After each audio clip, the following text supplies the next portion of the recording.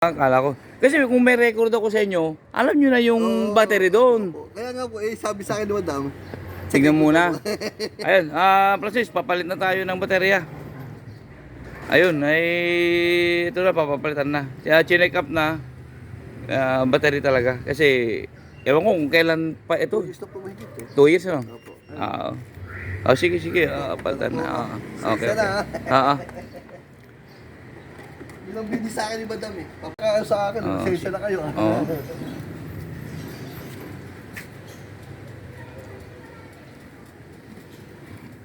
Lagi natatapat na nakaparking yan. Noon pagpalitan ko naman ako nung una, dito nakaparking. Ganun ba talaga yung baterya? Pag nakaparking, saka lang May ganun po mismo. hindi yung hindi yung nasa opisina ako, nasa ano. Kanyo nga, wala kayong hassle. Oo nga, dito eh. Hindi kayo nagkaka-hassle. Ayan. Hindi kayo, hindi kayo naka-hassle.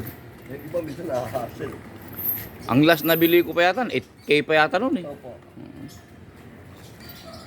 Ayan.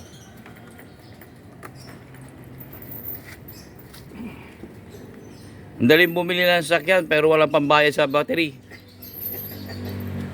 Ganun naman. Bakit no? Milyon yung sasakyan pero sa battery hindi milyon, bayro ang hirap bumili. Pag nagpalit ka na ng parts.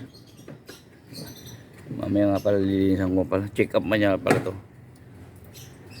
Ayan, kapalit na ng baterya. Motorite. Delivery.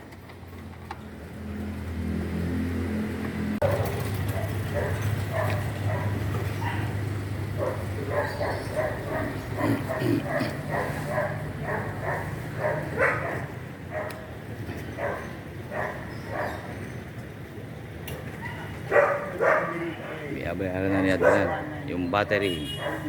619.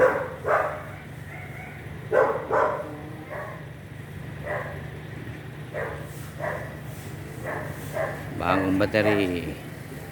Ito, dalawang makulit. Hello baby, hindi ka na bumaba? Ayan. Yung pagkain ko, hindi nyo pamilya, makamabalik money. Ayan, breakfast. Ayan. Nauna pa mag-breakfast.